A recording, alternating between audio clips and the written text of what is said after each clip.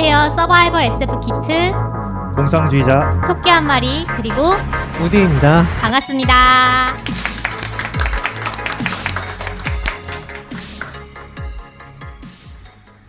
네, 저희 방송 오늘 첫 공개 방송을 합니다. 그래서 저희가 아주 긴장이 되고 떨리고 있는데요.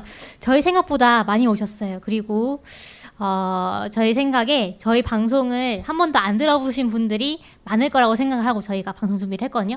혹시 들어보신 분? 생각보다 꽤 되시네요. 네. 그래서 오늘 안 들어보신 분들도 오늘 공개 방송을 듣고 이 방송 한번 들어보고 싶다라고 생각을 하시면 너무 좋을 것 같습니다. 그래서 저희 방송은 재작년 2017년 12월 8일에 첫 방송을 시작을 해서 처음에는 이제 매주 올리다가 저희도 생업이 있고 하여 너무 힘들다라고 생각을 해서 격주로 이제는 업로드를 하고 있고요. 그래서 지금 이제 지난주에 62번째 방송을 업로드를 했습니다. 그래서 제목에서 아실 수 있다시피 SF를 다루는 그런 방송이고요. 구성은 이제 SF계 단신, 어떤 책이 새로 나왔다거나 아니면 요즘 어떤 SF 영화가 개봉했다거나 이런 얘기를 하고, 그 다음에는 청취자분들 댓글 읽어드리고, 그 다음에 오늘의 메인 SF 작품에 대해서 줄거리 소개도 하고, 그 다음에 비평도 하고, 그런 식으로 진행을 하고 있습니다. 그래서 저희가 어떤 내용을 주로 다루죠? 저희가 보통 SF 작품이라고 하시면 소설이나 영화까지 생각을 하실 것 같은데, 저희는 좀 장르를 폭넓게 잡아서 게임이나 애니메이션도 다루고 있고요. 저희가 그 작품을 이제 비평을 하면서 논문도 찾아보고 저희 관점을 가지고 또 그 작품을 소개를 해드리고자 하는데, 사실은 이런 작품을 소개하는 데 있어서 가장 걱정이 되는 건 뭐냐면은, 저희 작품을 안 보시고 이제 저희 방송을 들으시는 분들이 많을 게 또 이제 걱정이 돼서 저희가 보통은 줄거리 소개를 해요. 그래서 사실 방송의 대부분이 줄거리 소개가 되는 경우가 좀 있습니다. 네. 그래서 그런 부분은 좀 사실 아쉽기는 해요. 아쉽기도 하고, 저희가 좀 준비도 열심히 했는데 시간 때문에 못하는 경우도 있고 그렇죠. 그렇죠. 그래서 가능한 스포일러를 안 하는 한해서 어떻게 이제 줄거리를 좀 재미있게 설명을 할까 이런 고민도 매번 하고요. 네, 저희가 준비한 자료는 이따만큼 있는데 여러분들이 듣다가 지치실까봐 좀 다 소개를 못 해드릴 때도 있고 그렇습니다. 네. 그래서 저희 그러면은 각자 어떤 사람인지 소개를 한번 좀 해보면 좋을 것 같아요. 그렇죠? 네. 네. 그러면 일단 공상님부터 한번 해보시죠. 네. 네. 저는 이제 제 닉네임은 공상주의자고요. 공산주의자가 아니라 공상주의자이기 때문에 발음에 좀 주의를 해주시면 좋겠습니다. 그래서 저는 이제 저희 모토가 이제 공대생들이 소개하는 SF인데, 저는 수학을 전공하고 있는 대학원생이고요. 저희 포항에서 공부를 하고 있습니다.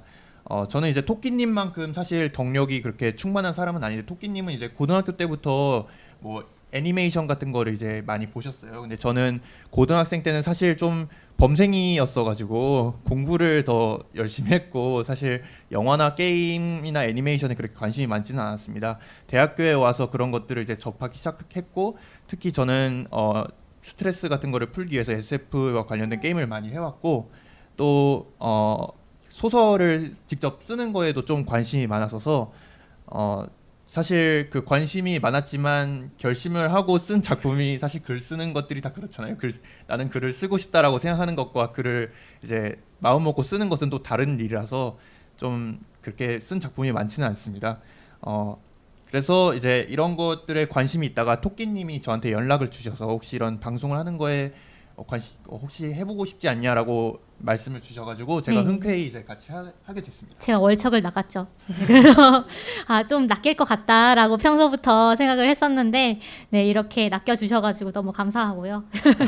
지금도 월척이라고 생각하시는 거죠? 그럼요. 네. 사실 이게 방송이라는 게 참 그 준비하는 시간도 많이 걸리는데 공상님이랑 같이가 아니었으면 만약에 제가 혼자 했었으면 진작에 그만뒀을 것 같아요. 그래서 이렇게 서로 밀어주고 끌어주면서 예, 그렇게 꾸준한 방송을 할 수 있었던 것 같습니다. 저는 닉네임 토끼 한 마리고요. 저는 생명과학 그리고 컴퓨터공학을 복수 전공했습니다. 그리고 저는 주로 애니메이션 쪽 좋아하고요. 그래서 좀 일본어를 애니메이션으로 익힌 흔한 덕후입니다. 그래서 주로 이제 우리 방송에서 SF 애니메이션 같은 거 이제 소개할 때 제가 준비를 맡고 있습니다. 반갑습니다. 네, 감사합니다. 예, 안녕하세요. 저는 닉네임 우디라고 합니다. 저는 이제 판교에 있는 게임 개발사에서 유저 인터페이스를 만들고 있는 사람이고요. 그리고 여기에는 SF 서바이벌 키트의 애청자 자격으로 이렇게 불러주셔가지고 영광스럽게도 제가 참여를 하게 돼서 너무 좋습니다. 네, 그리고 우디님 약간- 저희 방송 이름이 서바이벌 SF 키트예요. 아 그렇죠. 네네. SF 서바이벌 키트가 아니라 서바이벌 그 키트죠. 항상 많이들 헷갈리세요. 네. 네, 지금 아마 알고 있더라도 지금 이 자리 때문에 제가 거꾸로 말했을 거예요. 네. 그래서 영화나 소설이나 만화에 대해서 얘기하는 걸 좋아하고요. 여기 계신 분들처럼 SF를 좋아합니다. 그리고 이제 좋아하는 것에 대해서 이렇게 얘기하거나 듣는 게 굉장히 즐거운 일이라는 걸 방송을 들으면서 많이 깨달았고 이 시간도 여러분도 그런 거 같이 느낄 수 있는 자리가 되었으면 좋겠습니다. 감사합니다. 맞습니다. 네, 우디님이랑 저희가 작년 SF 컨벤션 때 사실은 만난 적이 있어요. 이제 오프라인으로 저희 청취자를 직접 만나는 건 너무 처음이라 가지고 정말 감격스러운 순간이었는데 그때 이제 우디님이랑 얘기를 하기에 우리가 SF 컨벤션에서 공개 방송을 하면 너무 좋겠다라는 얘기도 지나가면서 했거든요. 그런데 이렇게 꿈이 이루어져서 너무 영광이고요. 사실 이제 이런 공개 방송을 하는 이유가 저희 방송을 좀 더 알리고 싶다 이런 것도 있고 근데 이제 저희 방송을 들으시는 애청자분들이 좀 샤이 팬들이 많으셔가지고 댓글을 많이는 안 달아주세요. 그래서 저희가 이렇게 직접 보면서 어느 부분에 좀 재밌어 하시는구나, 어느 부분 좀 지루해 하시는구나 이런 거를 보면서 좀 이렇게 상호작용이 있는 그런 방송을 하고 싶어가지고 준비를 했고요. 그리고 저희가 방송을 오래 준비를 이제 하다 보니까 좀 좋은 일도 생겼어요. 그래서 저희가 그 정부 과제를 땄거든요. 과학창의재단에서. 그래서 저희가 그 오늘 다음 슬라이드를 한번 넘겨주실래요? 네. 천하제일 최애 SF 자랑대회 뭐 이런 것도 저희가 방송 말미에 할 예정입니다. 그래서 뭐 제목은 거창하지만 그 자기가 좋아하는 SF 이런 SF도 소개해주면 좋겠다 우리 방송에서. 왜냐하면 나는 이런 점이 좋더라 뭐 이런 얘기 해주셔도 좋고 아니면 저희 방송에 대한 질문해 주셔도 좋고 그래서 그런 분들한테 선착순 4분한테 여기 있는 이런 SF 도서를 증정을 할 거거든요. 그래서 증정을 할 수 있게 된 것이 이제 정무과제를 땄기 때문에 저희가 금전적으로 좀 여유가 있게 되기 때문에 이제 얘기를 드린 거고요. 그래서 저희가 해야 하는 멘트가 있어요. 이 프로그램은 과학기술진흥기금, 과학기술정보통신부 및 복권기금, 기획재정부의 재자원으로 한국과학창의재단의 지원을 받아 제작하였습니다. 네, 그래서 두 분께 감사를 드리고요. 감사합니다. 저희가 이 과제를 딴 지가 얼마 안 됐는데 앞으로 정말 다채로운 프로그램들을 준비를 하고 있어요. 그래서 계속 성원을 해주셨으면 좋겠습니다. 아까 토끼님이 작년에 만났다고 이렇게 말씀해 주셨는데 작년에도 오셔서 보신 분이 있는지 모르겠는데 작년에는 무려 이렇게 목걸이를 하고 다니셨어요. 정말 네. 그 뭐죠? 지하철에 다니시는 분처럼 이렇게 팻말을 그렇죠. 걸고 거의 몸으로 홍보를 하셨죠. 네, 몸을 써가지고 홍보를 했었습니다. 그래서 저희 방송을 안 들으신 분들이 많기 때문에 저희 방송에서 가장 기억에 남는 에피소드 뭐 이런 거를 좀 소개를 하면은 약간 더 영업이 되지 않을까라는 생각이 들어요. 그래서 공상님부터 혹시 소개해 주실 수 있을까요? 네. 저희가 이제 1년이 넘게 방송을 해왔으니까 거의 이제 60편이 넘는 작품들을 소개를 해서 사실 제가 이 질문을 처음 들었을 때는 머릿속이 좀 혼란스러웠어요. 내가 무슨 작품을 했었지? 너무 많아가지고 막 한 번에 떠올리기가 어려웠는데 그 중에서도 가장 먼저 떠오른 게 저는 이제 왜 이 작품이 떠올랐는지는 잘 모르겠는데 The Skin I Live In이라는 작품이 있습니다. 혹시 이 작품에 대해서 아시는 분 있나요? 없는 것 같은데 이게 어떤 작품이냐면 어떤 남성이 납치돼가지고 강제로 성전환 수술을 당하게 되는 영화예요.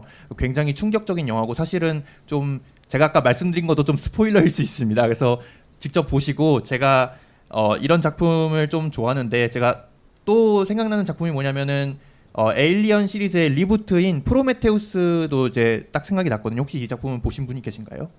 네, 많이 이 작품은 좀 보실 것 유명한 같아요. 작품이죠. 네. 제가 사실 이런 공포스러운 분위기의 작품을 좀 좋아합니다. 호러 무비나 스릴러 영화를 좀 좋아하는 편이고, 그래서 제가 이 방송에서 이런 작품을 많이 추천을 했는데 사실 토끼님은 이런 작품을 좀 많이 안 좋아하세요. 정말 저 깜짝깜짝 놀라는 거 너무 싫어하고요. 바이오 하자드 막 이런 거 너무 싫어하고요. 그래서 정말 좀 괴로울 때도 있는데 그러나 방송을 위해서 내가 이걸 참고 해야 된다 이러면서 네.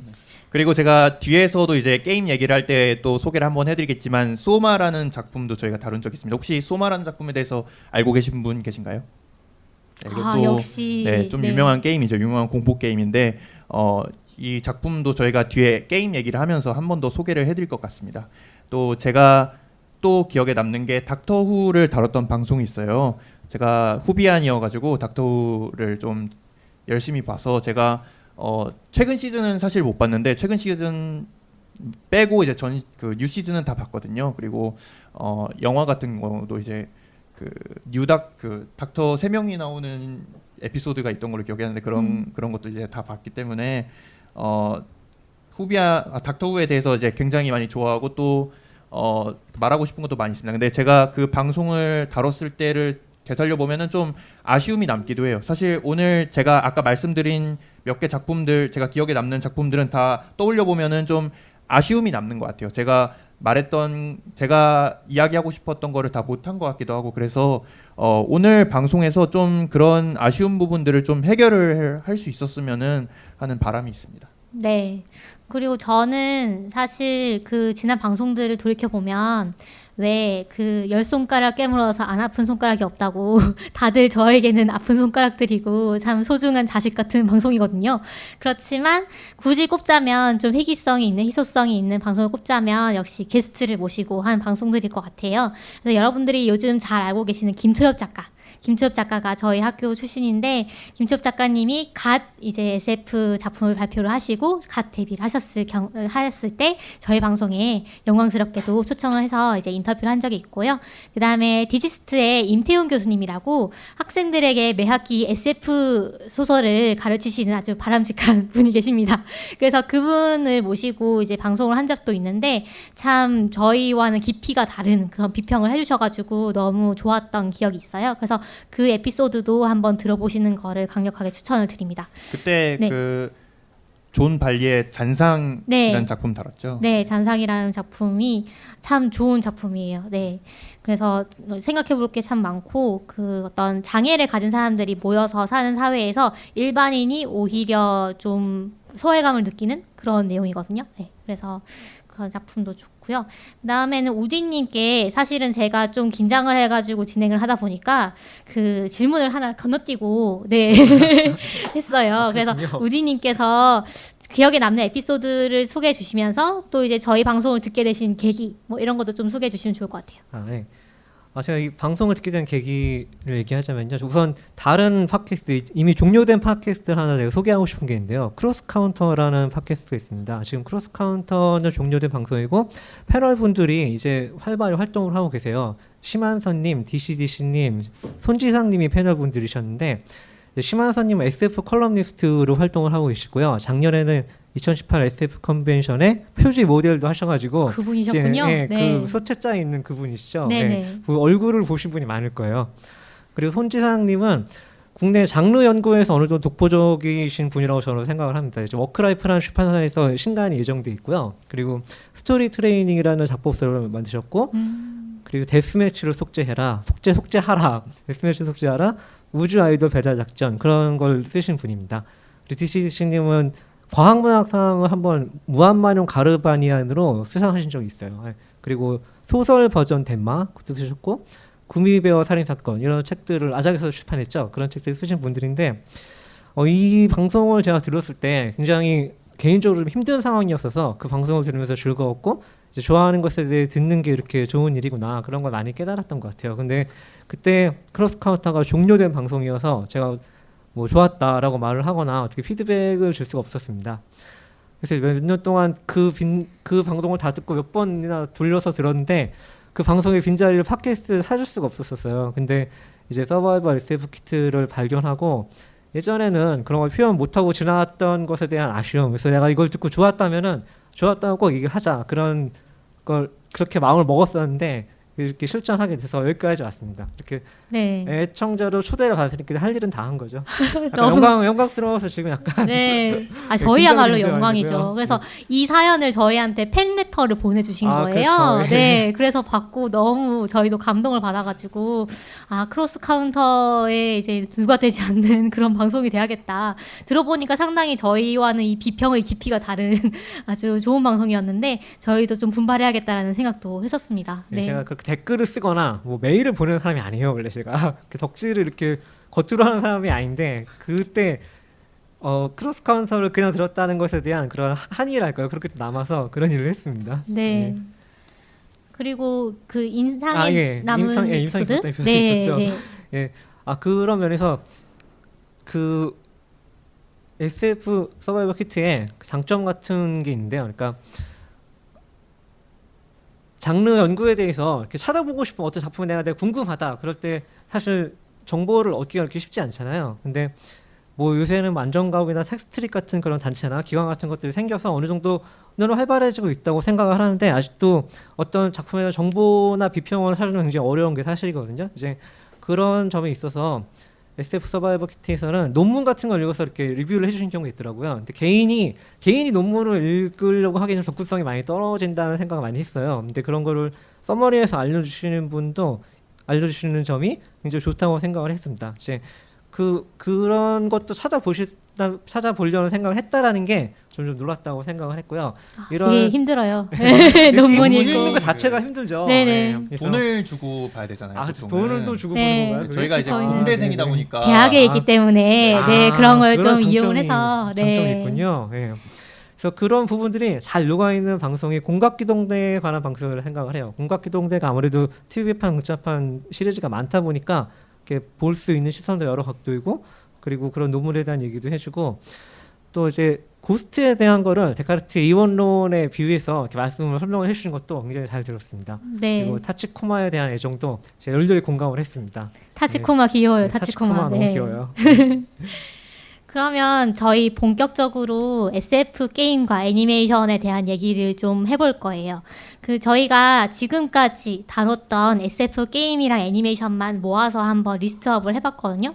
근데 꽤 많더라고요. 그래서 게임은 한 4가지 정도 있고 애니메이션은 한 7가지 그 정도 있는데 이거를 저희가 뭐 다 소개해드리기는 이제 시간이 좀 없고 그 중에 몇 개만 골라서 짧게 이제 여러분들이 좀 더 길게 듣고 싶으시면 저희 방송을 찾아서 들으시면 되고요.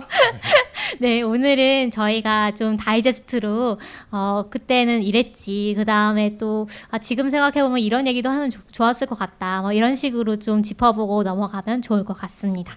네, 그래서 먼저 게임부터 얘기를 해볼게요. 소마라는 게임인데요. 이거는 이제 공포 게임입니다. 저희가 방송에서 가장 처음 다뤘던 게임이 이 게임인데 사실 팟캐스트 방송에서 게임을 다루는 거는 좀 제가 이제 게임을 다룬다고 했을 때 좀 고민이 많았어요. 왜냐면은 요즘은 게임을 스트리밍하는 게 유행이잖아요. 게임을 스트리밍하고 게임을 플레이하는 걸 보여주는 게 유행인데 저희는 게임을 플레이하는 걸 보여줄 수는 없어요. 저희는 기본적으로 라디오 방송이기 때문에 게임을 플레이하는 거를 보여줄 수 없고 팟캐스트 방송에서 이 게임이 어떤 게임인지 설명을 해야 되기 때문에 좀 고민이 많았어요. 그래서 처음에 제가 처음으로 다룬 걸로 이 게임을 택했던 이유가 이 게임이 좀 주제가 무겁고 또 할 이야기가 또 많을 거라고 생각을 해서 소마를 고르게 되었습니다. 이제 소마는 이제 어떤 게임이냐면 이게 포스트 아포칼립스 세계관을 배경으로 하고 있어서 운석이 충돌하고 대기가 독성을 띠게 되어서 인류가 전부 절멸한 그런 세계를 이제 기본으로 배경으로 하고 있습니다. 그래서 이런 인류가 거의 다 이제 멸종이 된 상황에서 마지막 보루가 대서양의 해저에 위치한 파토스2라는 실험실인데요. 이 실험실에서 사이먼 제럿이 깨어나면서 이야기가 시작됩니다. 사이먼 제럿은 이제 저희와 같은 세대를 살아가던 사람이었는데 2010 몇 년도에 태어난 사람인데 이 사람이 어떤 연구실에서 자기 뇌 스캔을 받기 위해서 그 연구실에서 이제 의자에 앉아가지고 어떤 모자를 쓰거든요. 그 모자를 쓰고 뇌 스캔을 받은 뒤에 모자를 딱 열었더니 자기는 이제 대서양 해저에 위치한 파소스2라는 실험실에 이미 인류가 멸종한 2100 몇 년도에 자기가 이제 떨어져 있는 것을 발견하게 됩니다. 스스로를. 그래서 왜 그렇게 되었는지에 대해서는 사실 저희가 엄청나게 큰 스포일러가 정말, 될 수 있기 때문에 정말 큰 스포일러인데 네. 이거를 알아야 재밌어요. 그쵸? 네, 말씀드리기가 좀 어려워요. 네. 그리고 사실 게임이라는 거는 직접 했을 때의 그 게임에 대해서 많은 것을 좀 느낄 수 있다고 생각하거든요. 게임이라는 매체가 그 세계에 스스로 몰입해서 느낄 수 있도록 해주는 그런 힘이 있기 때문에 직접 해보시는 것을 가장 추천드리지만 사실 이게 공포 게임이에요. 그래서 공포 영화를 잘 못 보시는 분들은 이걸 게임을 하기가 좀 어려울 수도 있고 공포 게임이 사실 공포 영화와 비교해서 훨씬 더 무섭다고 저는 생각을 하거든요. 그래서 그렇죠. 좀 하기에 부담이 되신다 그러면은 유튜브 같은데 이 게임을 검색을 하시면은 게임을 플레이한 사람들이 녹화를 해놓은 게 있습니다. 그래서 그런 거를 보셔도 될 것 같아요. 저도 사실 플레이 하지는 못하고 차마 이제 영상만 봤는데 영상만 봐도 좀 으스스한 분위기가 엄청 잘 표현이 돼 있어요. 그래서 네, 꽤 오싹한 게임입니다. 그런데 스토리가 너무 좋아가지고 스토리가 참 말을 못하겠네요, 진짜. 네. 그 굉장히 좀 충격적이고 네. 생각해볼 거리도 많습니다. 요즘 이제 마인드 업로딩이라고 해가지고 사실 몇 년간 계속 그런 용어들이 좀 유행이었죠. 그래서 인간의 정신을 컴퓨터에 업로딩하는 것에 대한 뭐 윤리적인 그런 내용이라던가 아니면은 뭐 인간의 정신을 복제하는 것 그런 거에 대해서 굉장히 많은 생각을 던져주게 하는 게임이기 때문에 또 영상을 보시고 또 저희 방송을 들으시는 것도 좀 도움이 될 것 같습니다. 네. 그리고 저희가 또 소마와 같이 다뤘던 게 이제 60 Seconds라는 게임인데 이거는 저희 전에 다뤘던 소마와 비교하면 훨씬 가벼운 게임입니다. 가벼운 게임이고 또 아케이드적인 게임이고 또 뭐 스토리가 없다고 보시면 돼요. 스토리가 없고 뭐 대충 말씀을 드리자면 이제 핵전쟁이 일어난 세계에서 부모와 아들 딸로 이루어진 이제 내 가족이 자기 집 지하에 있는 방공호로 들어가서 이제 생존을 하는 게임인데 그게 다예요. 스토리가 그게 다고 기본적으로 이 게임의 스토리는 플레이어가 만들어가도록 되어 있어요. 맞아요. 네, 이게 게임의 장점 중 하나라고 생각이 되는데 정해진 스토리가 있는 게 아니라 게이머가 게임 속의 세계와 이제 상호작용을 하면서 그 세계를 만들 수가 있습니다. 그래서 뭐 방공호에 강도들이 쳐들어오기도 하고 방사능 거미에 물려서 딸이 돌연변이가 되기도 하고 이제 스파이더맨의 좀 오마주 같은 건데요. 또 뭐 라디오와 지도 같은 걸 찾으면은 이제 군인들에게 구출이 돼서 해피엔딩 같은 거를 이제 할 수도 있고 아니면은 뭐 내 가족이 전부 다 몰살이 당한다든가 아니면은 아들이 가출을 한다던가 이런 상황이 벌어지기도 합니다. 네. 그래서 소마와 전에 다뤘던 소마와 게임의 분위기 자체도 다르고 진행 방식도 다르고 이야기하고자 하는 바도 다릅니다. 사실 이 게임은 이야기하고자 하는 바가 없어요. 이 게임은 주제 의식이 없고요. 사실 주제 의식을 필요로 하지 않아도 된다는 것이 이제 게임의 장점이다 단점인 것 같아요. 네. 저도 60 Seconds는 플레이를 해볼 수 있었거든요. 이건 전혀 무서운 것도 아니고 그 다음에 저는 끈기가 없어가지고 인내심이 없어가지고 게임을 한 3시간 이상을 플레이해야 깨야 되는 거는 그런 거는 좀 잘 못하는 편인데 이거는 상당히 그 템포가 빨라가지고 빠른 시간 안에 사실 이제 죽는 엔딩은 빨리 볼 수가 있어요. 사는 엔딩은 좀 열심히 살아야 되는데 그래서 되게 실감났던 게 뭐냐면 일단은 그 삐용하는 사이렌이 울리면 이 60 seconds가 그 60초 안에 뭔가 짐을 싸가지고 들어가야 돼요. 그러면은 내가 지하실에 들어가서 살기 위해서 어떤 물건을 골라가지고 들어가야 되느냐. 근데 또 시간 제한이 있잖아요. 그래서 많이 뭐 무한정으로 들고 갈 수는 없고. 그래서 그런 것들 이제 고르는 재미와 그다음에 들어가서는 내가 예를 들면 바깥에서 이제 똑똑똑 하는데 이걸 열어줄 것이냐 말 것이냐. 그거에 따라서 우리 가족의 운명이 또 많이 바뀌거든요. 그래서 그런 것들을 선택하는 재미가 참 아기자기하게 있는 그런 게임입니다. 네. 방금 3시간 정도 게임을 하면 못 하신다 그랬는데 뭐든지 3시간 이상 하면은 계속 하기는 힘들긴 하죠. 아, 네, 그렇죠. 네. 근데 그리고- 게임은 이제 그 세이브 해가지고 이어서 할 수 있잖아요. 아, 그렇죠. 근데 이제 네. 엔딩을 보기까지 그렇게 열심히 일을 해야 되면 내가 왜 일을 하고 있지? 이러면서 놀고 싶은 건데 네, 이렇게까지 해서 엔딩을 봐야 되나? 이런 생각이 들기 시작하는 거죠. 그리고 공상님께서 게임과 스토리에 대해서 잠깐 말씀을 해주셨는데 약간 짧은 얘기를 하자면은 왜 1인 FPS라고 하는 1인칭 슈팅 게임을 전부 다 알고 계시잖아요. 그 1인칭 슈팅 게임을 처음 만든 사람이 존 카맥이라는 개발자인데 그 둠이라는 게임을 먼저 만들었어요. 그래서 알고 계시는 분들이 다 있을 거예요. 그때 게임 그 개발사에서 모든 사람들이 둠에는 스토리가 있어야 한다라고 얘기했는데 존 카맥만이 스토리가 없어도 상관이 없다라고 했었거든요. 저도 공상님 말씀하신 그런 게 동의를 어느 정도 하는 바였고요. 게임 자체가 게임에서 하는 행동 자체가 인터랙션이기 때문에 어떤 큰 스토리가 없어도 된다라는 그런 시선도 있습니다. 물론 스토리가 더 중요시 되는 그런 게임도 있고요. 예. 그래서 이 게임은 오로지 상상력과 재미만을 이제 가지고 게임을 이끌어 나가는데 어떤 주제의식도 필요 없고 핵 전쟁이 일어나면 과연 어떤 일이 벌어질까, 어떤 상황에서 나는 어떤 결정을 내릴까, 이런 말도 안 되는 상상을 하고 그냥 그 상상을 통해서 이야기를 끌어나가는 것이 이 게임의 전부라고 볼 수가 있습니다. 그 다음에 저희가 다뤘던 게임은 이제 포탈이라는 게임인데 이 게임도 유명하죠. 혹시 이 게임에 대해서 좀 아시는 분이 계신가요? 아, 많이들 해보셨네요. 굉장히 많으시네요. 역시 SF 컨벤션에 오시는 분들은 네, 이너서클 뭐 이런. 네. 이 게임도 이제 제 최애 게임 중 하나인데 이 게임을 최애 게임으로 뽑으시는 분들이 좀 있을 것 같아요.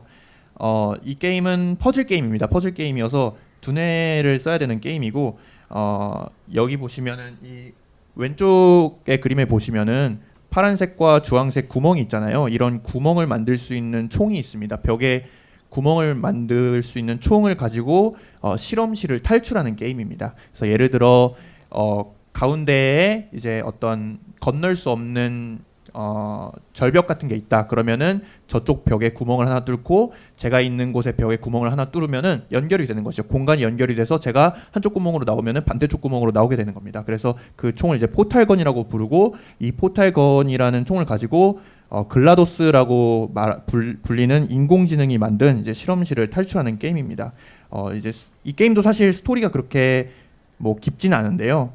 사실 이 게임을 하면서 좀 주요가 되는 거는 이 게임의 분위기나 이 게임이 만들어진 그 환경을 즐기는 것이기 때문에 스토리가 그렇게 중요하지가 않아요. 이 게임의 스토리를 거의 한 뭐 2줄 정도로 요약할 수가 있는데 제가 아까 말씀드렸다시피 글라도스가 만든 실험실을 탈출하는 건데 이 주인공인 첼이라는 주인공이 회사에 찾아갔다가 회사에 뭐 딸 데려오기 날이라는 행사에 찾아갔다가 이 글라도스라는 인공지능이 폭주를 해서 회사의 사람들을 전부 다 동면을 시켜버립니다. 그래서 그 첼도 그 와중에 동면이 됐다가 이제 깨어나가지고 글라도스를 무찌르는 게 다입니다. 네. 그래서 이 게임도 뭐 특별히 주제의식을 갖고 있진 않아요.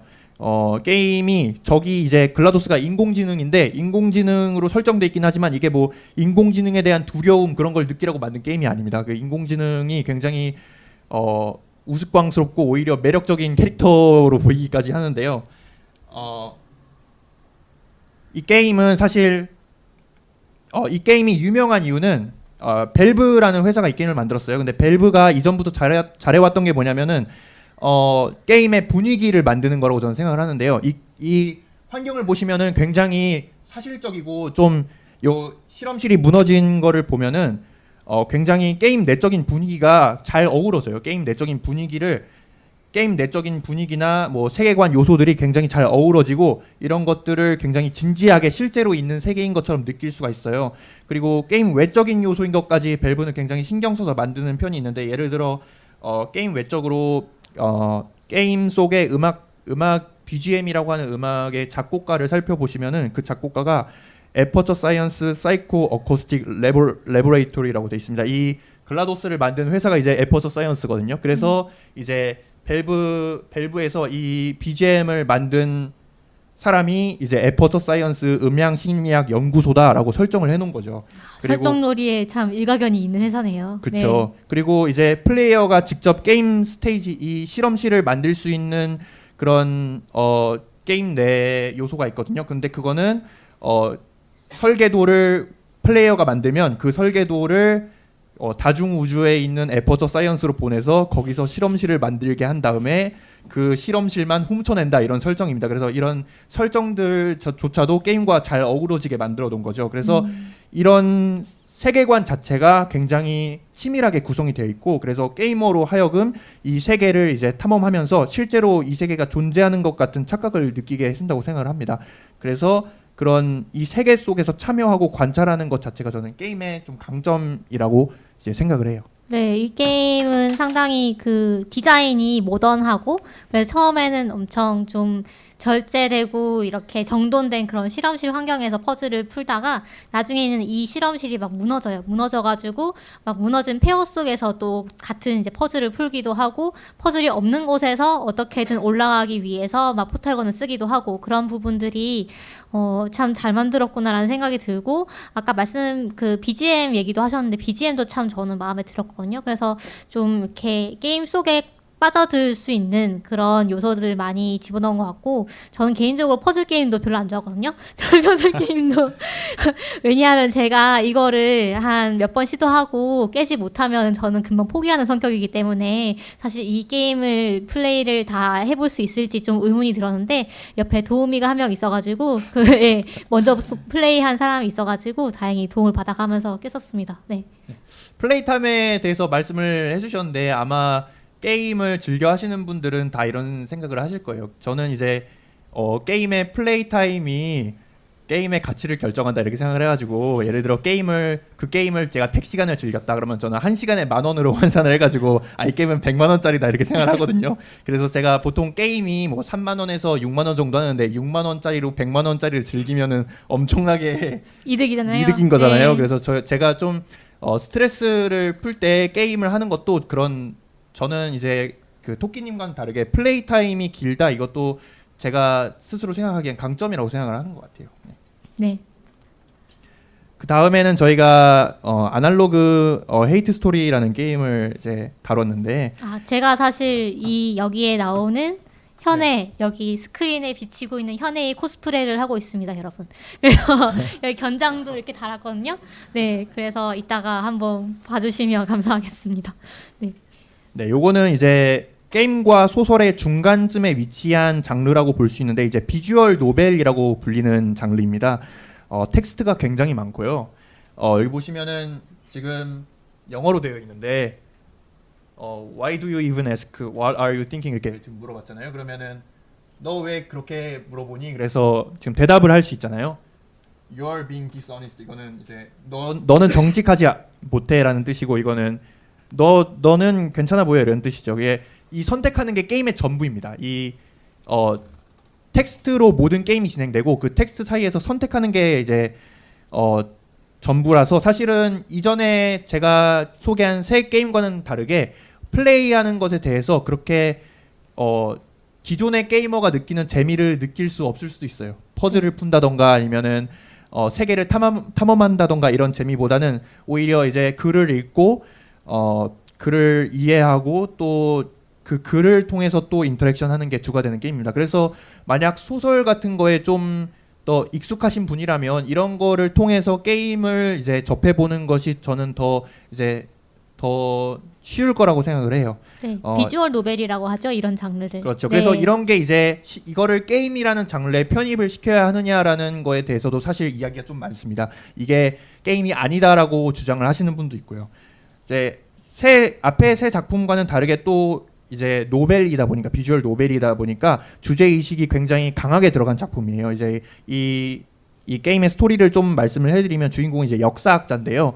이 역사학자인 주인공이 이제 콜로니를 만들기 위해 출발한 무궁화호라는 세대 우주선을 이제 탐사하는 게임입니다. 이 무궁화호라는 세대 우주선은 이제 대한민국에서 출발해서 통일 한국이라고 불리는 이제 북한과 남한이 통일된 국가에서 이제 출발을 한 도중에 이 무궁화호의 사람들이 전부 죽임을 당해요.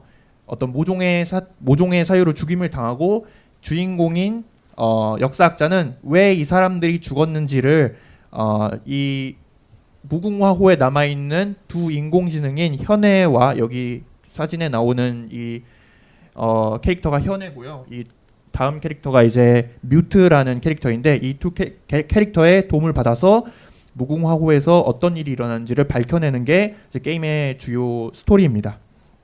그래서 어떤 선택지를 고르느냐에 따라서 스토리가 바뀌기도 합니다. 엔딩이 달라지기도 하고요. 이런 게임에서는 이제 게이머의 선택에 따라서 엔딩이 바뀌도록 하는 것이 이제 자주 시도돼요. 스토리텔링 방식으로서 매우 유용하고 이제 게임을 하는 사람들이 이 스토리 자체에 스스로 개연성을 부여할 수 있게 해주거든요. 왜냐하면 내가 선택한 거기 때문에 이 스토리 자체가 당연히 개연성을 가질 수밖에 없게 되고요. 또 굉장히 몰입감을 또 늘려줘요. 이거는 이제 사실 요즘은 드라마에서 시도되고 있기도 한데 넷플릭스에서 혹시 벤더스네치. 네, 블랙미러를 혹시 보신 분 계신가요? 네, 블랙미러에 이제 벤더스네치라는 에피소드가 있는데 벤더스네치에서 이제 시청하시는 분이 선택을 해서 엔딩을 만들어갈 수 있게 돼 있거든요. 그래서 요즘은 이제 드라마에서도 이제 시도되고 있습니다. 또 U vs 와일드라고 해서 이거는 좀 코미디스럽긴 한데 혹시 그 맨 vs 와일드라는 작품을 혹시 아시나요? 네, 그 베어 그릴스 아저씨 나와서 막 네. 참 좋은 단백질 원이죠. 뭐 이렇게 하면서 벌레 잡아먹는 그런. 그렇죠. 네. 근데 U vs 와일드에서는 베어 그리스가 어떤 선택을 할지 시청자가 선택할 수 있습니다. 예를 들어 뱀을 보고 뱀을 공격한다 혹은 뱀으로부터 도망가다 이런 선택을 할 수 있고요. 그런 선택에 따라서 베어 그릴스가 막 이제 공격을 당해서 죽기도 하고 이런 결말이 나오기도 합니다. 그래서 이런 개연성을 있게 만들어주고 또 몰입도를 늘리는 이런 이야기 진행 방식은 요즘 드라마나 그런 소설도 사실 있죠. 소설도 옛날에 저 어릴 때 초등학교 때 몇 페이지로 가시오 뭐 이런 거 있잖아요. 네, 맞아요. 그런 거 나왔던 퍼즐북인가 뭐 하여튼 그런 책이 유행했던 것 같아요. 네. 네. 그래서 이런 시도들이 사실 다른 장르에서 시도되고 있고 이 게임이라는 장르가 단순히 게임이라는 장르의 요소가 단순히 게임 안에 머무르는 게 아니라 그 밖으로도 이제 퍼져나가고 있는 것이라고 생각할 수 있을 것 같아요. 네.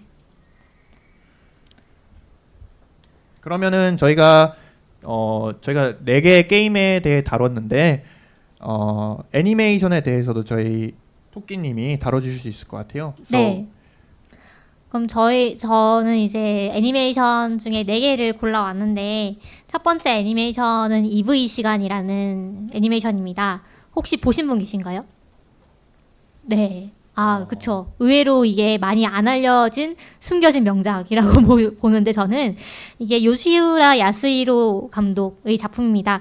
최근작으로는 거꾸로 된 파테마라는 작품도 극장판으로 개봉을 해서 우리나라에서도 개봉이 된 작품이고요. 이 감독의 초기작 중에 페일 코쿤이라는 단편 애니메이션이 있어요. 그 애니메이션이 사실은 저는 제일 정말 좋아하는 애니메이션 중에 하나로 꼽을 만큼 상당히 괜찮은 작품이거든요. 그래서 이것도 좀 보시면 좋을 것 같고요. EV 시간은 이제 근미래에 이제 안드로이드, 그러니까 인간형 로봇이 일상화된 그런 일본의 이야기입니다. 그래서 주인공이 리쿠오라는 이제 청소년? 네, 청소년인데 얘가 이제 집에서 이제 안드로이드 3위를 이제 갖고 있어요. 그래서 이 3위가 원래는 이제 주인이 시킨 대로만 해야 되는데 로그 기록을 보니까 우리가 그 명령도 안 했는데 EV 시간이라는 카페를 가는 거예요. 그래서 얘가 왜 여기를 가지? 명령도 안 했는데 이래가지고 몰래 찾아갔더니 이 카페는 여기 보시면 얘가 3위인데 얘가 3위고 리코인데 3위의 머리 위에는 링이 있죠. 그래서 이 세계에서는 로봇이랑 인간이랑 너무 흡사하게 생겼기 때문에 구분을 하기 위해서 로봇은 링을 달고 있게 이제 법이 있습니다. 그런데 이 카페 안으로 들어가면 로봇이 링이 없어져요. 그래서 이제 리코가 들어가서 어떤 뭐 여러 가지 그런 이제 에피소드들이 많이 펼쳐지는데 예를 들면 로봇이랑 인간을 리코가 착각하기도 하고 완전히 반대로 이제 추측을 해보기도 하고 그 다음에 로봇이 이제 바깥에서는 명령을 따르는 그런 딱딱한 모습인데 이 카페 안에서는 상당히 감정이 풍부한 모습으로 이제 지내는 거를 보게 됩니다. 그래서 이 안에서 이제 사실 뭐 좀 식상한 얘기일 수도 있는데 그런 얘기들도 나와요. 로봇 3억씩 있잖아요. 여러분들 다 아시다시피 인간에게 해를 주지 않을 것, 그다음에 두 번째는 인간의 명예를 할 것, 세 번째는 자신의 몸을 지킬 것. 근데 여기에 거짓말을 하면 안 된다라는 건 없어요. 그렇죠. 그래서 만약에 내가 이 사실을 알리는 게 주인에게 상처가 될 것 같으면, 그러니까 인간에게 해를 입힐 것 같으면 거짓말을 한다고 해서 이 로봇 3원칙에 위반은 되지 않는 거예요.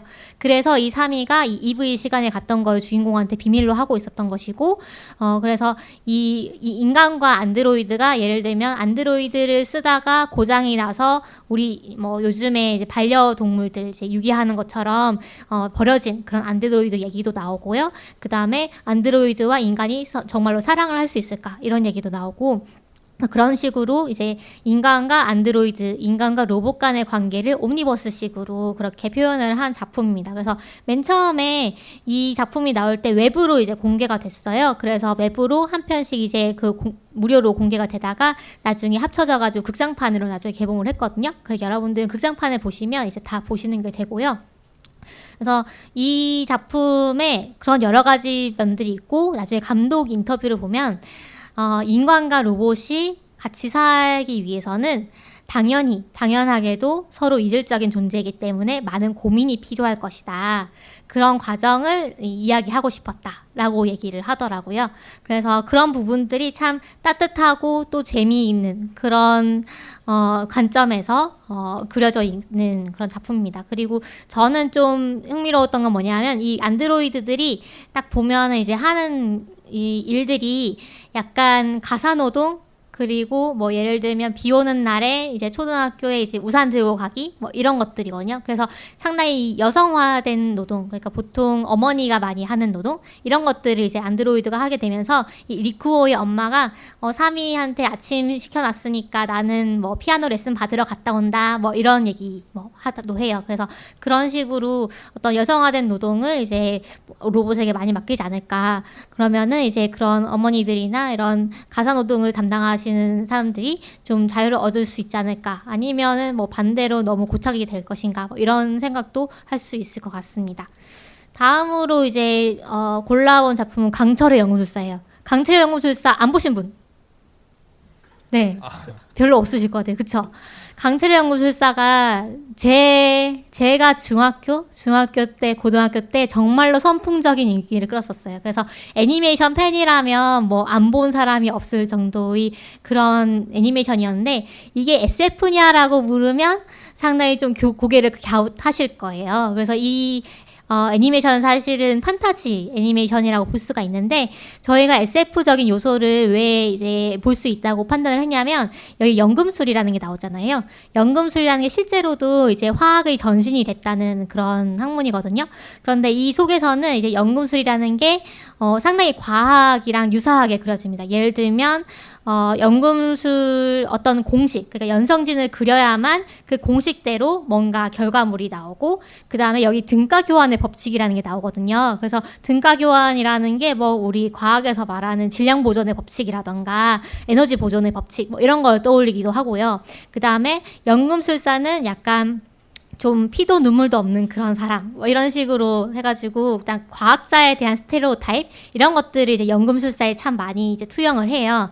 그래서 이런 부분들이 상당히 좀 SF로 볼 수 있지 않나라는 생각을 했고, 그 다음에 아서 클라크가 이제 뭐 잘 알려진 뭐 이런 말을 했다고 하죠. 충분히 발달한 과학은 마법과 구별할 수 없다. 그래서 이 세계에서는 연금술이라는 게 우리 세계의 과학이랑 비슷한 역할을 하는 게 아닌가라는 생각도 들고, 또 이 애니메이션에서 가장 좀 중심 주제를 관통하고 있는 게 인체 연성이거든요. 인체 연성이라는 것이 금기시 되어 있는데, 이 주인공들이 엄마를 되살리기 위해서 인체 연성을 시도를 한단 말이에요. 연금술로. 근데 이 부분이 상당히 어떤 걸 이제 떠올리게 하냐면, 프랑켄슈타인이라고 이제 그 SF 중에 가장 최초의 SF로도 많이들 꼽는 작품이 있죠. 그 프랑켄슈타인에서도 인간을 과학의 힘으로 만드는 것이 금기인데 그것을 시도하고 그 결과 끔찍한 괴물이 태어나는 그런 장면을 이제 보여주잖아요. 그런 게 이제 강철의 연금술사에서 이 형제가 엄마를 만들려고 했는데 괴물이 태어나는 그런 장면과 좀 겹쳐져 보이는 거죠. 그래서 그런 부분들이 상당히 좀 재미있었고, 그 다음에 이 시리즈들이 상당히 많습니다. 그 인기 많은 작품이다 보니까 만화 원작인데 애니메이션화가 2번이 됐어요. 그래서 구강철, 신강철 이렇게 부르는데 두 애니메이션 다 좀 나름의 그런 특징이 있고 좀 줄거리가 상당히 다르기 때문에 둘 다 보시는 거를 저는 추천을 드리고 싶어요. 그 다음에 세 번째 소개드릴 거는 신세계에서라는 작품인데 혹시 아시는 분이 있으실까요? 아, 네. 아, 역시 몇 분 계시네요. 이 작품도 저는 숨겨진 명작이라고 꾸준히 주장을 하는 작품입니다. 이 작품은 소설 원작이에요. 뭐 라이트 노벨이 아니고 이제 일반 소설 원작이고 기시 유스케라는 분의 이제 소설인데 이분이 사실 이 작품 이후에는 약간 추리 소설, 뭐 스릴러 소설 이런 거, 검은 방 뭐 이런 작품들 내고 계세요. 그래서 이분이 이제 만든 소설을 애니메이션화한 건데 소설도 정말 재밌고요. 애니메이션도 당연히 아주 잘 만들었습니다. 그래서 이 작품은 인간이 염력이라고 하죠. 주력이라고 이 작품 안에서는 표현을 하는데 그런 염동력을 가지고 있으면 어떤 사회가 될 것인가를 이제 그린 작품이에요. 그래서 지금의 현대 사회를 배경으로 해서 가까운 미래에 사람들이 돌연변이로 이제 정말로 염력을 갖고 태어나기 시작하는 거예요. 근데 염력을 가진 사람들이 착하게만 쓸까요? 그렇지 않죠. 그래서 이 염력을 가진 사람들을 마구 죽이면서 자기네들이 세를 확장하기 시작합니다. 그래서 이 염력을 가진 사람들과 염력을 가지 않은 사람들 간에 전쟁이 일어나요. 그래서 그 세계가 초토화되고 그 와중에 누가 이겼을까요? 염력을 가진 사람들이 이겼습니다.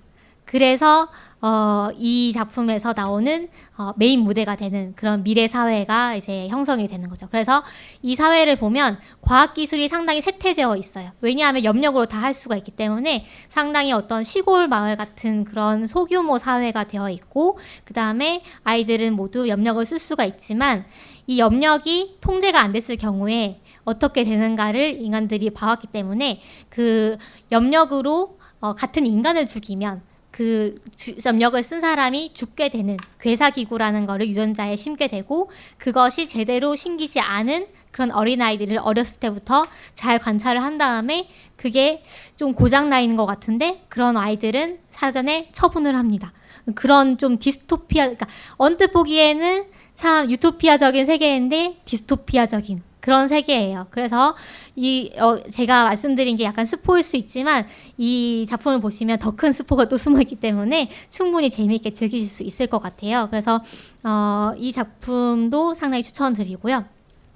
다음 작품은 네, 많이들 아실 거예요. 신세계 사이버 포뮬러인데요.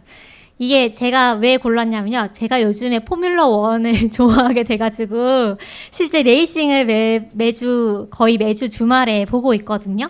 근데 이 작품을 보면서 제가 레이싱이 실제로 어떻게 되는지 뭐 그랑프리가 뭐 연중 이렇게 개최되고 그 다음에 1년 동안의 그랑프리 성적을 종합해서 이제 그 우승자를 가린다 뭐 이런 것들을 좀 배운 것 같아요. 그 다음에 뭐 그랑프리에서 예선전이 있고 본선이 있고 뭐 이런 것들도 배웠던 것 같은데 이 작품은 이제 사실은 뭐 SF적인 요소가 있다고 하면 있고 뭐 없다고 보면 없다고 할 수도 있을 것 같아요. 그러니까 뭐 미래라고 해서 상당히 우리랑 사는 게 그렇게 다르지는 않은데 단지 이 레이싱 머신이 상당히 발달을 한 거예요. 근데 사실 그 F1 레이스도 지금 보면은 기술 자체는 충분히 이 사이버 포뮬러에 근접했다고 합니다. 그러니까 이 기술이 사실 F1 레이스가 뭐 안전상의 문제도 있고 소음상의 문제도 있어서 계속 기술 제한을 걸거든요. 그러면 그 제한이 걸리는 안에서 서로 얼마나 빠르게 갈 수 있는가 이런 걸 좀 대결하는 이제 측면이 있는데 그래서 이 사이버 포뮬러도 사실 그런 기술적인 측면이 놀랍다기보다는 여기서 이제 인공지능이 탑재된 이제 아스라다라는 인공지능이 탑재된 그런 머신이 나오죠. 그 다음에 주인공이 이 아스라다와 어떻게 상호작용을 하면서 서로 이제 그 어떤 레이싱을 만들어 가는가 이런 것들이 이제 주제입니다. 그래서 이 부분이 기계와 인간이 어떻게 살아갈 수가 있을까 이런 것들을 좀 다루는 것 같아요. 그래서 이까지 저희가 SF 게임과 애니메이션에 대해서 좀 얘기를 해봤고요. 앞으로 저희가 더 좀 추천드리고 싶은 작품을 좀 저희가 얘기를 이제 하면 될 것 같아요. 사실은 네. 지금 시간을 좀 많이 써서 네. 좀 급하게 해야 될 것 같아요. 디트로이트 비컴 휴먼이라는 게임이 있습니다. 이 게임은 로봇과 이제 인간이 이제 갈등을 맺는 게임인데 아까 말씀드렸던 아날로그 헤이트 스토리처럼 이것도 선택이 주가 되는 게임이에요. 근데 사실 게임은 그 게임이 갖는 주제에 비해서 좀 한계점도 있는 게임입니다. 그 선택이라는 게 항상 이제 제가 아까 말씀드렸다시피 어떤 강점이 있다고 말씀을 드렸지만 사실은 단점도 있거든요. 그래서 그런 단점에 대해서도 좀 말씀을 하고 싶어서 좀 가져왔어요. 그리고 보더랜드 3는 이제 이거는 최근에 발매된 게임인데 보더랜드 1, 2부터 해서 이제 시리즈가 있는 게임이에요. 그래서 최근에 출시가 되었고 요즘을 제가 좀 재밌게 하고 있는 게임이라서 좀 소개를 하고 싶어서 좀 가져오게 되었습니다. 그리고 사이버펑크 2077은 이제 밈으로 더 유명한데 사이버펑크 2077 아무데나 갖다 이제 넣으면은 좀 있어 보이는 사진이 되는 그런 밈인데 이거는 그 키아누 리브스가 지금 모델로 나왔거든요. 이 게임에서 영화 배우로 유명하죠. 존 존웍인가? 존 유명하죠. 그 키아누 리브스가 실제로 좀 SF에 관심이 있는지 카우보이 비밥이라고 저희 방송에서 소개했던 애니메이션이 있는데요. 그 애니메이션의 이제 주인공으로 한참 동안 루머가 돌았었어요. 그런데 실제로는 이제 존조라는 분이 최근에 캐스팅이 돼가지고 제작이 되고 있다고 합니다. 네. 그리고 데스 스트랜딩이라는 이제 히데오 코지마라는 사람이 유명한 사람인데 이제 메탈 기어 솔리드라는 시리즈를 만들었습니다. 네, 그래서 이거는 이제 제작 중에 있어서 이거는 플레이스테이션 독점작이라서 사실은 컴퓨터로는 플레이를 할 수가 없기 때문에 좀 아쉬운 부분이 있는데 아마 플레이스테이션 4를 사야 되지 않을까 이런 생각이 들어요. 이 게임 때문에 세계관이 굉장히 흥미로워 보여요. 그래서 어떤 비가 내리는데 비가 내리면 그 비에 맞은 그 동식물들이 굉장히 빨리 자라나게 됩니다. 시간이 빨리 흐르게 돼요. 그 비에 맞으면. 그래서 그 비가 내리면은 거기에 있는 모든 식물들이 갑자기 막 다 자라다니 말라 죽기도 하고 그 비를 피하기 위해서 사람들이 다 이제 우비를 쓰고 다니거나 그 비를 피해 다녀야 됩니다. 그리고 이 비가 내리면은 거기에 보이지 않는 괴물 같은 것들이 나와서 뭐 사람들을 잡아간다던가 해서 그런 것들을 이제 피해서 뭐 이 흩어진 사회들을 뭐 연결하는 게임이라고 해요. 사실은 게임에 대해서 많이 알려진 바가 없어가지고 저도 자세하게는 모릅니다. 이 정도만 거의 소개가 알려져 있는 편이라서. 네, 그리고 또 유명한 게임인데 폴아웃이라는 게임이 있어요. 이것도 이제 시리즈로 폴아웃 4까지 나왔는데 이 게임도 방대한 세계관을 가지고 있어서 좀 소개를 드리고 싶어요. 근데 사실 이 게임은 시리즈도 굉장히 많고 플레이 타임도 굉장히 길어요. 그래서 저는 좋지만 사실 토끼님은 좀 걱정이 돼요. 왜냐면 저는 누가 스토리 요약만 좀 해줬으면 좋겠어요. 저는 폴아웃 4를 100시간을 했거든요. 113시간이나 했거든요. 그래서 사실 좀 걱정이 돼요. 네, 그리고 애니메이션에 대해서는 혹시 저희 우디님도 혹시 따로 소개를 해주고 싶은 게임 있나요? 네, 저도 준비를 하나 했긴 했는데요. 네. 네, 지금 아시는 분들이 계신 것 같아요. 하는 한성이 곳곳에서 나오고 있습니다. 진 여신전생이라는 게임 시리즈입니다. 20년 정도 시리즈를 이어오고 있는 게임이고요. 제가 20년 정도라고 얘기를 했는데 사실 본편은 이게 마지막이에요. 4편까지밖에 안 나왔고 5편이 지금 개발 중입니다. 그리고 아마 이 본편의 외전이 페르소나로 알고 계시는 분들이 훨씬 많을 거예요. 이게 4편인데 페르소나의 4편인데 아무래도 캐릭터가 좀 이렇게 인기가 있을 것 같죠. 애니메이션으로 만들었고 RPG 게임인데 리듬 액션 게임이나 이제 대전 액션 게임으로도 만들어졌습니다. 이쪽을 많이 알고 계실 거예요. 근데 제가 이 것에 대해서 제가 얘기하고 싶었던 것은 어떤 게임이냐면은 악마를 포켓몬처럼 모을 수가 있는 거예요. 그러니까 이런 악마들을 포켓몬처럼 수집하는 겁니다. 수집하고 진화시키고 레벨을 올리는 그런 RPG 게임이죠.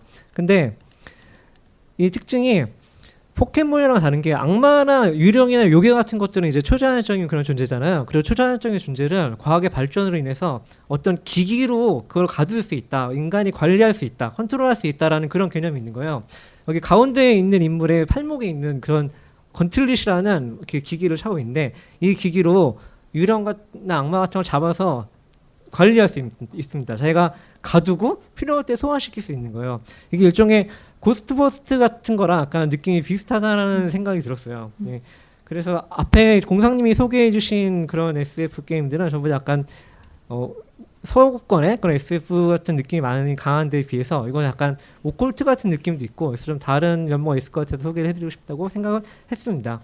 그리고 실제 게임으로서는 JRPG라고 부르는 턴제 기반의 롤플레잉 게임인데요. 이제 인카운터 배틀이라고 해서 몬스터를 내가 먼저 치면은 그때부터 전투가 일어나고 내가 먼저 맞으면은 내가 후공을 하게 되는 그런 방식의 게임이에요. 이 4편을 포스터로 가져온 게 4편은 지금도 쉽게 구하실 수 있습니다. 3DS로 나와 있고요. 한번 플레이 해보시면 꽤 재밌을 거라고 생각을 합니다. 네, 감사합니다. 그러면 저는 애니메이션 추천을 좀 더 해드릴게요. 일단 저는 이건 지금 엄두가 안 나서 못하고 있는데요. 왜냐하면 이제 시리즈가 길잖아요. 기동전사 건담 시리즈입니다. 그래서 기동전사 건담 최근에 이제 원래 그 가장 처음 퍼스트 건담이 나오는 그 시리즈가 요즘 새로 더빙이 돼가지고 방영이 되고 있어요. 그래서 관심 있게 보고 있는데 그걸 보니까 아, 내가 지금까지 봐왔던 로봇 애니메이션들은 다 여기서 모티브를 따왔구나. 뭐 이런 생각이 들더라고요. 그래서 상당히 그런 로봇 애니메이션이나 SF 애니메이션들의 뭐 필수 요소라던가 이런 것들이 많이 들어가 있는 작품이라서 추천을 해드리고 싶었고요. 그 다음에는 창궁의 파프너 그리고 전투요정 유키카제 요 두 작품입니다. 이 두 작품 모두 뭐 딱 보시면 로봇 애니메이션, 그 다음에 전투기 애니메이션 요렇게 생각을 하실 수 있는데 그것도 맞는데요. 외계 생명체 어떤 미지의 외계 생명체와의 조우를 다룬 작품입니다. 그런데 이 외계 생명체가 사실 우리처럼 말을 하지도 않을 거고요. 그 다음에 우리 같은 어떤 목적, 예를 들면 땅을 넓히고 싶다거나 자원을 얻고 싶다거나 이런 목적을 가지고 있을지 없을지, 아니면 이 사람들, 이 생명체들과 의사소통을 할 수 있을지 없을지 그런 것조차 모르는 부분이잖아요. 그래서 그런 것들이 참 잘 드러나 있는 작품들이라서 추천을 드리고 싶고, 전투요정 유키카제는 소설이 원작입니다. 칸바야시 초에이라는 분의 소설이 원작인데 소설도 구하실 수 있다면 정말 추천드리고요. 지금 안타깝게도 다 절판이 되어 있습니다. 예, 번역본이. 그리고 파이팅 대운동회 라는 작품도 아마 어릴 때 많이 보셨던 작품인 것 같아요. 근데 저는 이걸 보면서 여기에 뭔가 좀 밝은 형태의 어떤 미래 세계가 참 잘 그려져 있다라는 생각을 했거든요. 그래서 좀 넣어봤고요. 네, 사이코패스는 아마 많이들 아실 건데 통제사회를 다룬 작품입니다. 통제사회에서 경찰이 어떤 총을 겨누면 이 사람이 범죄 지수를 알 수가 있어요. 그래서 약간 마이너리티 리포트가 떠오르는 설정이기도 한데요. 이 사람이 범죄를 저지를 가능성이 높으면 이 총이 작동을 하게 됩니다. 그리고 가능성이 아주 높으면은 이 총이 디스트로이어 모드가 돼서 그 자리에서 사살을 할 수가 있어요. 그런데 사실 그게 모르는 거잖아요. 이 사람이 범죄를 정말로 저질지를. 그래서 이런 부분들에 대해서 좀 생각을 해볼 수 있게 되는 그런 작품입니다. 그 다음에 우디님께서 또 소개하고 싶은 작품이 있을 것 같아요. 이것도 이제 많이 보셨을 거라고 생각을 해요. 넷플릭스에서 이제 러브 데스 로봇이라는 그런 단편 애니메이션 시즌이 하나 있는데 그중에서 굿 헌팅이라는 애니메이션입니다. 굿 헌팅은 켄리우의 종이동물원이 원작이죠. 좋은 사냥이 되길이라는 제목으로 그 소설에 실려 3편집에 실려 있고요. 그래서 제가 이거를 소개해드리려고 생각한 이유는 아까의 여신전생이랑 약간 반대되는 거예요. 여신전생에서는 어떤 초자연적인 존재를 우리가 과학의 힘으로 컨트롤할 수 있다라는 그런 거였잖아요. 그렇다면은 만약에 과학의 힘으로 인해서 영적인 세계가 쇠퇴해져 간다면은 그 영적인 세계에 있는 피조물들은 어떤 선택을 하고 어떤 생각을 할 것인가. 그러니까 인간의 반대편에 있는 피조물들에 대한 그런 얘기죠.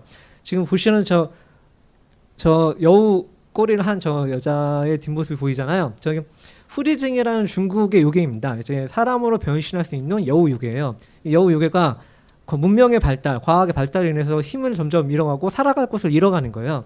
그러다가 다시 이제 인간의 힘을 빌어서 다시 힘을 되찾게 되는 그런 식의 얘기입니다. 이게 근데 이제 과학이 발달하면 왜 영적인 세계는 쇠퇴하게 되는 것인가 이런 생각을 하실 수 있는데 오컬트나 호러에서는 인간의 믿는 힘이 그 영적인 피조물들의 힘들을 더 강하게 해준다는 그런 개념이 있어요. 이제 헐리우드 영화에서 보면 그런 걸 보실 수 있는데 제가 이제 토끼님한테 저주를 걸고 싶은 거예요. 근데 네. 저주를 네. 정말 걸고 싶은데 정말요? 네, 네. 정말 걸고 싶은데 네. 토끼님이 저주를 믿는 사람이 아니에요. 저주라는 걸 전혀 믿지 않습니다. 그런 심령 현상 같은 건 일어날 수 없어라고 믿는 사람이면은 제가 절대로 저주를 걸 수 없어요. 이런 식의 규칙을 오컬트나 호러 영화에서 보신 적 있을 거예요. 이것은 서구권의 얘기만이 아니라요.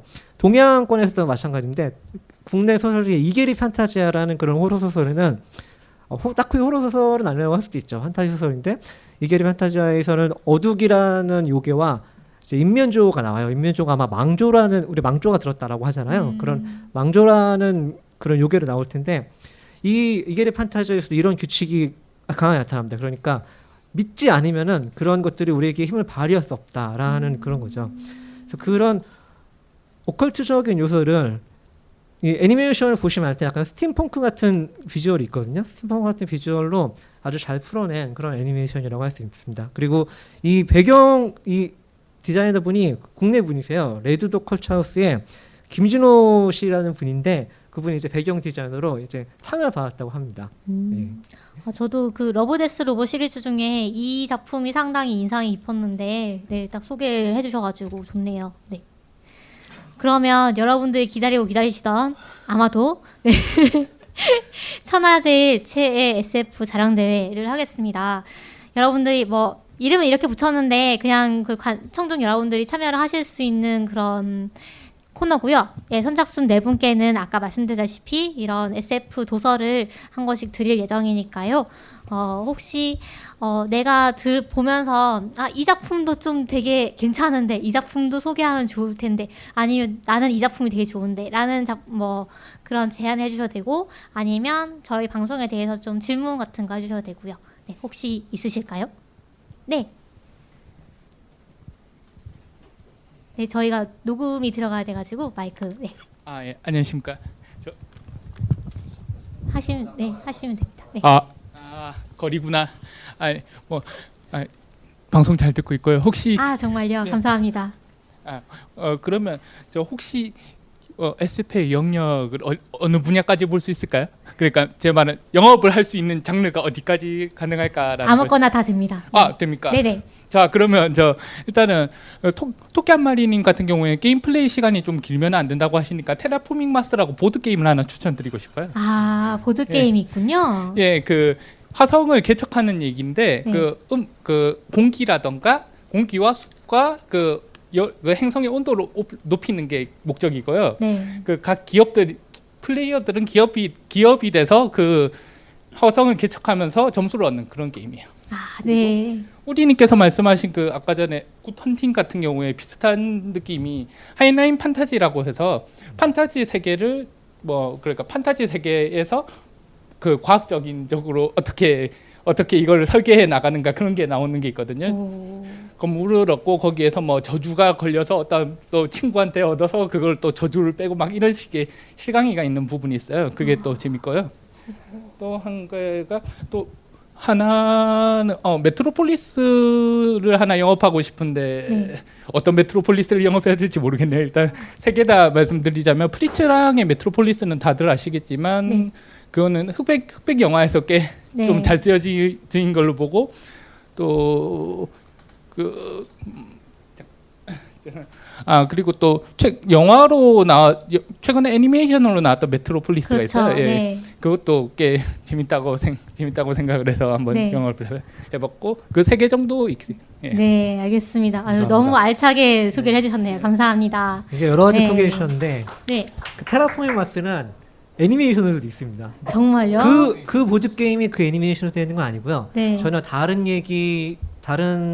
완전히 다른 별개의 작품이에요. 근데 만화책으로 나왔고 이제 애니메이션으로 제작이 되는 애니메이션인데 테라포밍 마스 그 화성을 개척하려고 어떤 벌레를 이용하는 그런 얘기입니다. 재밌게 보실 수 있을 거예요. 테라포마스 말씀하시는 테라포마스죠. 건가요? 테라포마스 제목인데. 그거 알고 저는 계시군요. 저는 그거 너무 혐오감이 들어서 아니요. 그 벌레가 바퀴벌레거든요. 그렇죠. 네, 바선생이 나오는 만화라서 저는 포기했습니다. 그런가요? 네. 아이디어는 훌륭한 것 같아요. 네네.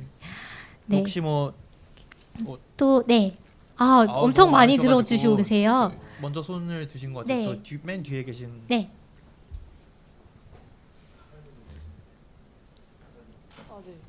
안녕하세요. 저는 게임이랑 소설 소개해드릴 건데요. 이사나 작가님의 오류가 발생했습니다랑 네네. 스팀 게임 중에 바이오쇼크 인피니트라고 있거든요. 아, 바이오쇼크. 그거 저게 소개해드릴게요. 네. 제가 바이오쇼크 인피니트가 이제 시간 여행 아닌데 뭐였지? 잠깐만요. 제가 한지가 좀 오래돼서 잠깐만요. 네네. 이제 스팀펑크 그리고 FPS인데 네. 그게 그래픽 굉장히 예뻐요. 진짜 완전 쩔어요. 뭐. 꼭 해보셔야 돼요.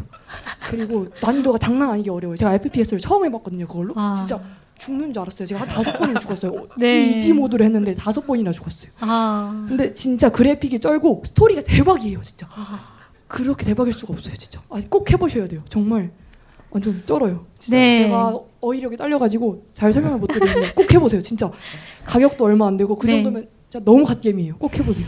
그리고 오류가 발생했습니다는 이제 이것도 스팀펑크 그리고 약간 고스러운 거 이렇게 고 장르도 이렇게 섞여 있는데 이걸로 제가 SF 입문했어요. 진짜 아. 글을 너무 잘 쓰시고 네, 그다음 캐릭터가 잘 다 쓰시죠. 너무 네, 맞아요. 너무 네. 개성적이시고 아니 다 너무 다 개성적이고 스토리 연기가 진짜 재밌어요. 제가 그거 한 권 제가 원래 책을 엄청 느리게 보거든요. 네. 근데 그건 밤새서 봤어요. 아. 진짜 재밌어요. 꼭 보셔야 돼요. 네. 그냥 처음에 아니 표지가 너무 예쁘게 생긴 거예요. 완전 신기하다. 이거 뭐지? 하고 봤는데 와 보길 잘했어요. 이거 꼭 보셔야 돼요. 네. 이거 그 되게 마음이 전해지네요. 네. 이거 되게 소개해드릴게요. 네, 네, 감사합니다.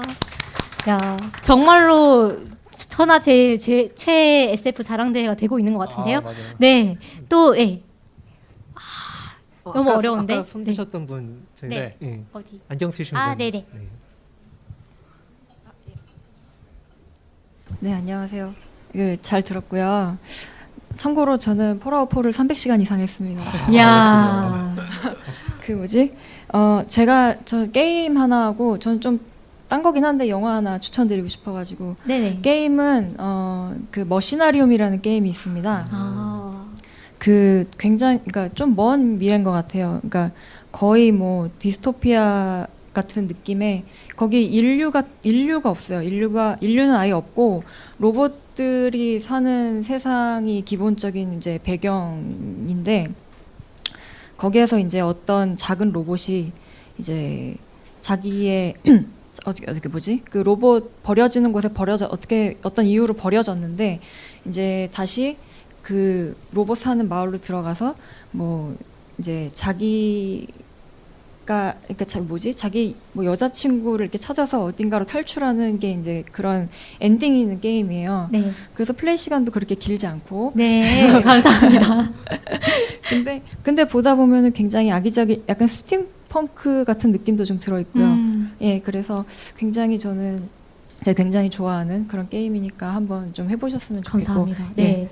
뭐 다른 분들은 많이 해보셨을 것 같기도 하고 워낙 유명한 게임이라서. 네. 그리고 영화는 제가 최근에 에드 아스트라라는 게임을 봤거든요. 영화를 봤습니다. 네, 네. 에드 아스트라라는 저도 영화를 봤는데 이번 주말에 보러 가려고요. 아, 네. 진짜요? 네네. 그 사람들이 브래드 피트 나와가지고 마치 그 때려 부수는 SF일 거라고 생각들을 많이 하시던데 전혀 그런 영화가 아니라 굉장히 근미래 설정의 그 어떤 우주 탐사에 어떤 얽힌 그런 약간 비하인드 스토리를 한 사람을 딱 집중해서 이제 이렇게 진행을 시키는 그런 영화더라고요. 네. 근데 뭐 우주를 표현하는 것들은 뭐 다른 영화도 굉장히 괜찮고 하지만 굉장히 조용하고 무겁게 딱 이렇게 표현을 하고 그리고 근미래라서 네. 그렇게 대단하게 지금하고 기술이 다르지 않아요. 그래서 약간 그것과 현재의 차이를 보는 그 재미도 좀 있을 것 같다는 생각이 좀 듭니다. 예. 네, 감사합니다. 이렇게 두 가지 추천. 네, 감사합니다. 안 그래도 에드아스트라는 저희가 보니까 저는 이제 이제 프로모션 비디오만 보고 꼭 봐야겠다라고 생각을 했는데 사람들 평이 되게 갈리더라고요. 어떤 사람들은 정말 지루하다 막 이런 사람도 많고 어떤 사람들은 정말 볼만하다라고 얘기를 하시는데 저분은 일단 추천인 것으로 네 알겠습니다. 그러면 저희가 시간 관계상 딱 한 분 더 받을게요. 저분이 제일 빨리 주신 것 같아요. 네. 안녕하세요. 저 폴아웃 4 재밌게 하다가 76 사고 크게 된 사람인데요. 네. 예, 제가 추천하고 싶은 건 좀 이게 안 알려진 영화고요. 90년대 말에 나온 이제 다크시티라는 영화인데요. 네. 이게 지금 우리가 생각하는 매트릭스 있잖아요. 음. 일단 가상현실에 깔아놓고 인류가 실험 대상이 되는 그런 영화인데 그거에 대한 주제를 최초로 했던 영화였는데요. 아무래도 이게 좀 B급 영화다 보니까 네. 잘 안 알려지는 케이스가 많은 것 같아요. 다크시티. 네. 네. 되게 이게 좀 뭐랄까 배경은 한 40년대 50년대 같은 디젤 펑크 네. 그런 분위기인데요. 네. 하여튼 거기서 외계인들이 그 인류를 실험하는 대상의 내용인데 네. 아마 그래서 인류 기억을 조작했을 때 그게 계속 그게 유지될 수 있는가에 대한 와. 했는데 좀 마지막에 대해서 연출이 좀 그 안 좋은 평이 많은데 전반적으로 영화 전반부부터 후반부까지 그 지속되는 일정한 분위기랄까요? 그런 미술적인 부분은 상당히 괜찮은 영화라고 해서 호호. 추천드리고 싶습니다. 아, 네, 감사합니다. 덜 알려진 또 명작을 추천을 해주셨네요. 네, 아, 저희 이럴 것 같았으면 관객들 참여하는 부분을 훨씬 늘렸어야 될 것 같아요, 그렇죠? 맞아요. 네, 저희 작가님이 와 계셔가지고 아, 그쵸. 저희 SF 작가님이 오셔가지고 그- 소개하고 싶은 작품이 한 가지 네, 있으신가 봐요. 네, 저희가 약간만 시간을 드리도록 하겠습니다. 네, 혹시 네, 빨리 네, 지금 시간 제한이 있으니까 네네. 예, 이재호 작가라고 합니다. 그 제가 여기 최애청자로서 또 네. 그리고 이 요번에 이제 김초혁 작가님 출연하시면서 그 아주 터가 좋은 그 우리나라의 가장 좋은 SF 방송으로서 거듭나시기를 기원하겠습니다. 네. 예, 제가 추천드리고 싶은 거는 그 호르데즈라는 3D VR 게임인데요. 네. 아마 저는 이제 VR 게임을 좋아해가지고 아, 그 아마 가보셨을 거예요. 이렇게 이제 동네라든지 이렇게 시내 VR 게임방에 가보면 이제 좀비 게임이라고 해가지고 나오는 건데 한번 써보셨나요? 근데 진짜 강추드립니다. 제가 네, 몇 번 해봤는데 너무 몰입이 거의 영화 수준이고 예, 뭐 아까 존 카맥도 얘기하셨지만 이제 그 오큘러스 VR이 계속 이제 진화를 하면 점점 지금 뭐 회의론도 있긴 한데 언젠가는 그 VR 게임이 많이 네, 보급되지 않을까 싶고요. 아. 예, VR, 예, 좀 많이 이제 장면이 빠르면 머리가 아픈 네, 그 단점이 있어가지고 네, 개선이 네. 될 거라고 생각하고 있고 네. 또 제가 뭐 나이 들어가지고 예전에는 게임을 많이 했는데 지금 많이 네, 네. 잘 모르겠습니다. 근데 네. 그거 하나 추천드리고 싶고 영화는 그거 추천드리고 싶은 게 마르션이라는 영화 네, 전에 네, 맞아요. 마르스라는 영화가 있어요. 마스. 예, 벤 네. 보바라는 유명한 저기 또 아, 네, 예, 알죠. 네. 그 영화의 몰입도가 굉장합니다. 그러니까 아마 그 작가님이 그 소설을 보고 아마 마션이라는 소설을 썼을까 싶기도 하고 또 하나는 얼터드 카본이라는 영화가 있어요. 아, 네, 알죠. 예, 네. 그 영화도 너무 잘 아실 수도 있겠지만 네, 네. 추천드리고 시리즈 싶습니다. 넷플릭스에서 뭐죠? 네, 네, 넷플릭스에서 원래 볼 수 있는. 리처드 모건의 원작인데 맞아요. 예, 네. 같이 보시면 되게 네. 아주 많은 감흥을 얻을 것 같습니다. 네, 감사합니다. 네. 그러면 저희 다음 방송 예고를 하고 마치도록 하겠습니다. 저희 방송은 오늘 방송은 언제 올라가죠? 10월 8일인가요? 네, 10월 8일에 업로드가 될 예정이고요. 그 다음에 저희 다음 방송은 히어로들의 저기 화면 좀 넘겨주실 수 있을까요? 네, 10월 6일이군요. 10월 6일에 저희가 매주 일요일 낮 12시에 업로드를 하고요. 그 다음에 저희가 다음은 그 한국 창작 문화 전통 문화 창작 컨퍼런스로 한국형 슈퍼히어로 탐색이라는 행사가 다음 주에 열려요. 그래서 저희가 여기도 좀 이렇게 참가를 해가지고 리뷰를 하는 방송을 하도록 하겠습니다. 그래서 여러분들께서도 좀 관심이 있으시면 한번 가보셔도 좋을 것 같은데요. 오트슨 작가님 나오시고요. 김보영 작가님도 나오십니다. 그래서 참 재미있는 행사가 될 것 같습니다. 그러면 저희 방송은 팟빵과 파티 그리고 아이튠즈에서도 들으실 수 있고요.